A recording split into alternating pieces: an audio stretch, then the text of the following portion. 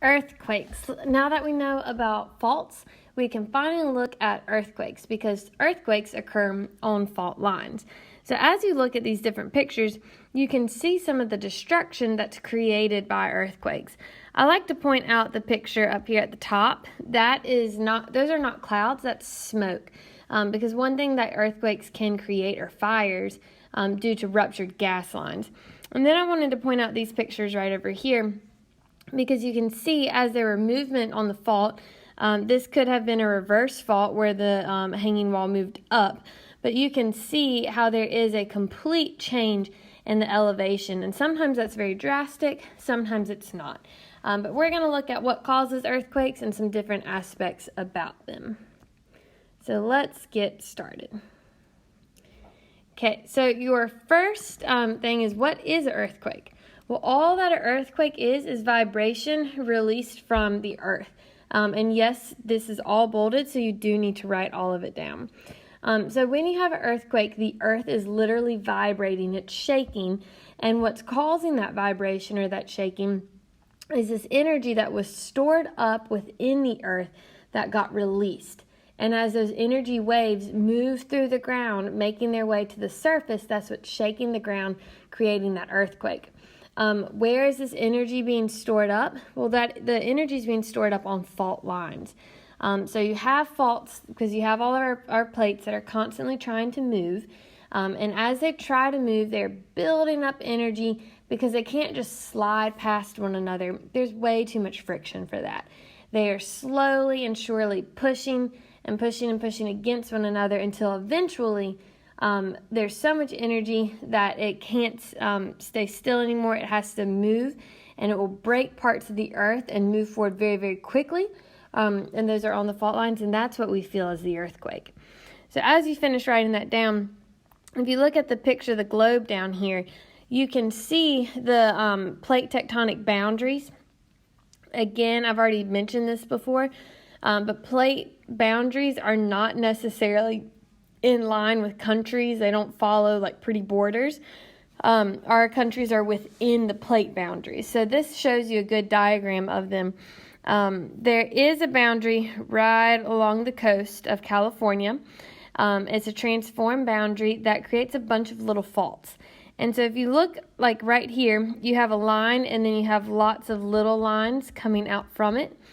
Those little lines are showing you the faults. The main line is your plate boundary, and then because it's moving, it's fractured or cracked lots of little pieces of rock off to the side. And that's what we call the fault line. So as those plates are trying to move, your faults are taking in some of that movement and trying to move, but they can't until energy is stronger than the rock. And then the rock breaks, it moves, and we feel an earthquake. And then hopefully disasters like this don't happen, because that would not be fun. And also another reminder, a capital E means energy. So anytime you see a capital E, that means energy. It's just to help you write faster, but also so I don't have to write as much on each slide. So let's move on to our next one. So focus and epicenter. We know that the earthquake is going to occur within a fault line. Well, the focus, and I would recommend drawing this, you can just draw a box representing the earth, kind of like the box that's down here. Remember, fault lines, you don't have to draw the fault, but if you want to, you can. But the focus is the point inside the earth, okay, inside the earth. This is where the actual earthquake is occurring. So I shouldn't use that color. Let's switch to red. Focus. So the focus is the point actually inside of the earth where the earthquake is occurring. If you look at this actual computer diagram, you can see those little waves coming out. Those are the energy waves, or those vibration waves that are being released, and they're traveling to the surface. So the focus is in the earth, and then directly above the focus is what we call the epicenter. This epicenter is going to be within, on the surface of the earth. So this is like where your house would be. So you have the focus inside the earth, and then you have the epicenter directly above it on the surface. This is a very, very common type of test question. I would not be surprised if you saw me give you something like this at all. They want you to be able to identify that the focus is inside the earth while the epicenter is outside the earth. The actual movement of the rock is occurring with where the focus is, and those waves are coming out and they hit us and we feel it on the surface at the epicenter. Okay, so those are just two things you're going to have to make sure that you don't get confused. That might involve you memorizing them. One little memory trick that I've heard before is the epicenter. So if you are the center of attention, you want to be seen by everyone. So the epicenter is on the surface because it can be seen by everyone. So it's the center of attention where everybody can see it, and the surface is where that occurs. So I'll go ahead and clear the screen, and we'll move on to the next one. So elastic rebound hypothesis. This is just saying that as the faults are trying to move, they're trying to slide past one another, but unable to do so gracefully, they build up a lot of energy. And eventually, that energy is stronger than the material, and so it snaps, creating the movement and the vibration of the earthquake. Imagine if you have a rubber band, and you are pulling it and stretching it, and stretching and stretching and stretching it. Well, eventually, you're going to stretch that rubber band so much that the tension you're putting on the rubber band is stronger than the rubber itself. And so that causes that rubber to break, and it's going to slap back, and it's going to hit your hand, and it's probably going to sting. So you get the rubber band, you pull, and when the tension exceeds the strength of the rubber band, it breaks, and it swings back, releasing the energy. That's what this is talking about. As your plates are trying to move, you can imagine they're trying and trying and trying, but they can't, but that energy is still there. And then eventually that energy is stronger than what the rock is, and so it breaks the rock and it slides forward really fast, and that is what causes the actual earthquake. That's what that bottom bullet is trying to talk about. So that is the elastic rebound hypothesis. That's really not that much to write, so hopefully you're done writing this down. And I can move on. I can wait just a second, just in case.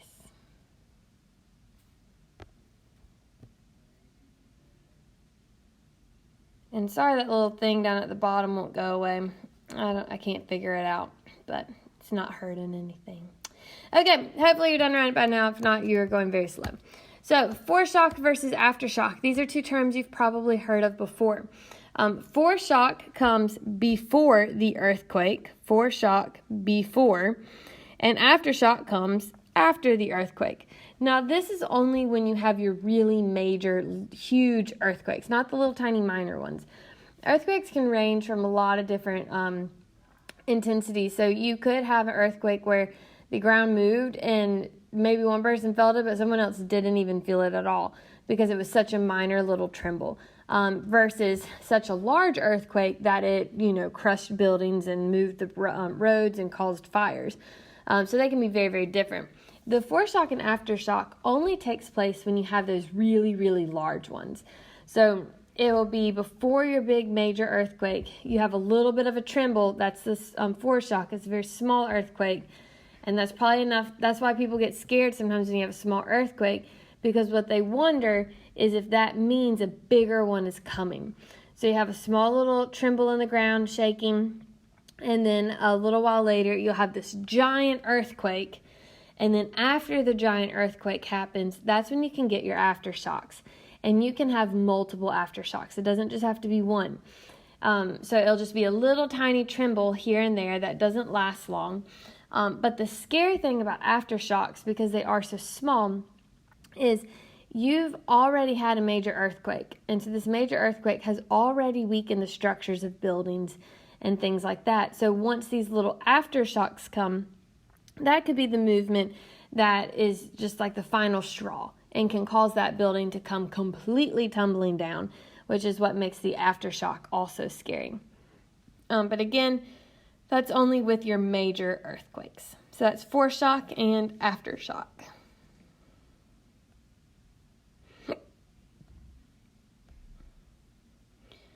Okay, so let's move on. If you aren't done writing, y'all can pause for a second to finish, but I don't know what else to say. So I'm going to the next slide.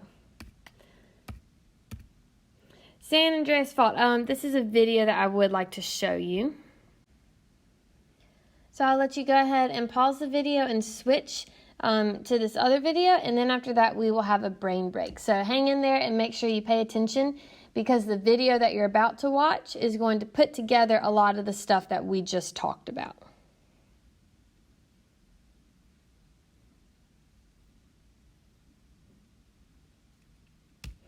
Okay, so here is your brain break. Everybody get your hands, put them together with just your fingertips touching, and then get your middle finger knuckles, bend them down, and connect them like you see in this picture over here.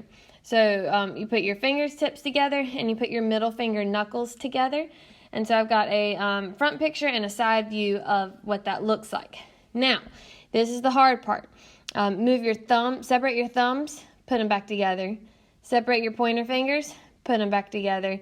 And then try to separate your ring fingers without moving those middle knuckles, and see if you can do that. Some people get super excited because they're like, oh look, I did it. But these middle knuckles have moved up and are separated. Those top two knuckles need to stay flat. So go ahead and try that out and see if you can do it.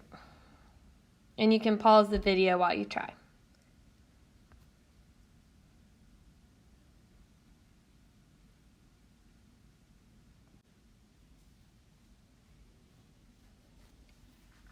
I know we've already covered quite a bit of vocabulary and terms, but here are a couple more.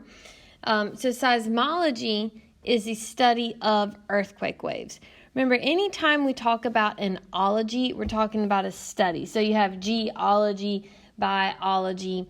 That's simply meaning the study of something. So when we are looking at seismology, we are looking at the study of seismic waves. So seismology, that's all that it's trying to get at. So seismology is the study of earthquake waves. There are two things that you look at when you are studying seismology. Well, one, you use a tool or an instrument called a seismograph. I have two pictures of seismographs to the right that you can look at. But think about how when you're in math class, you use a graphing calculator. And the graphing calculator is the tool that you are using. So the seismograph is the tool or the instrument that you use. The seismogram is the recording made based off of that. Whoops, I meant to say tool, not took. The tool. So seismogram is the writing or picture that's made from it. I don't know if any of you have ever heard of like a candygram, but typically if you get a candygram, they're usually done around like Valentine's Day. You have people that come around and they'll sing a little message. And so that message is what the gram is, and they give you some candy with it. So when you're looking at gram, you're looking at a written part or a message. So the seismogram is the record or the recording created by the seismograph. So seismology is the study of the earthquake waves. The seismograph is the tool you're using to study those waves, and the seismogram is the recording of those waves. So the way that a seismograph works, this kind down here, is you have this very heavy ball that's dangling down or suspended in the air. And so when the ground shakes, because this is suspended in the air, it does not move. And so you could think about if this is the ball that's suspended in the air, it has a little piece of lead that is coming down from it, a little point of lead. And so as that's connected to some paper. And so as the ground shakes from the earthquake, the table will move, but that suspended ball will not move. And so it will end up drawing a recording that looks something like this.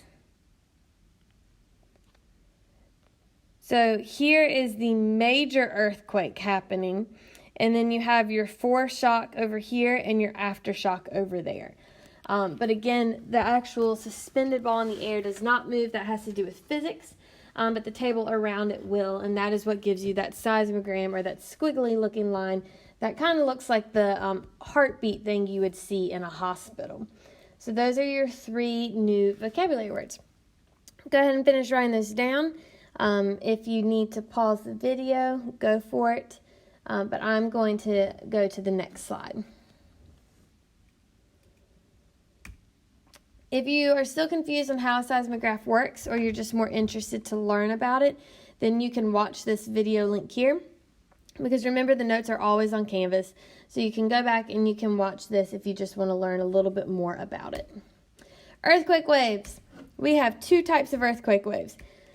The first type of earthquake wave is a surface wave. So this is the first type of earthquake wave. The next slide is going to have 2.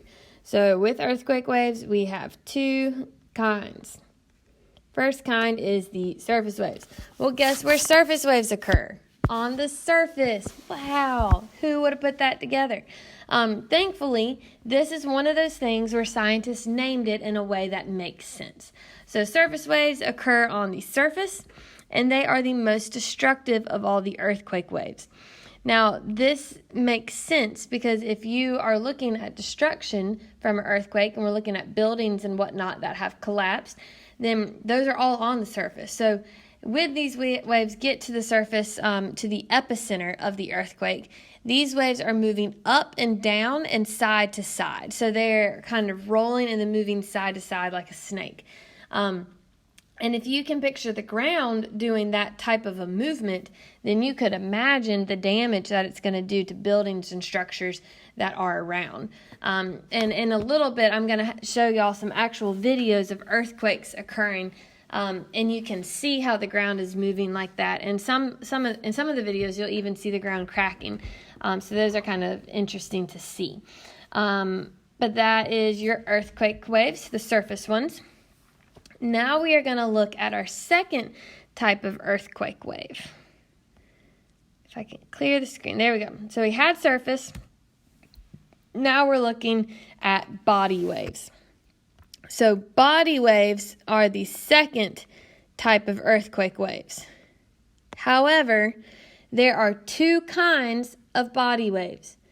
So if I ask you, what are the 2 types of earthquake waves, you're going to say surface and body waves.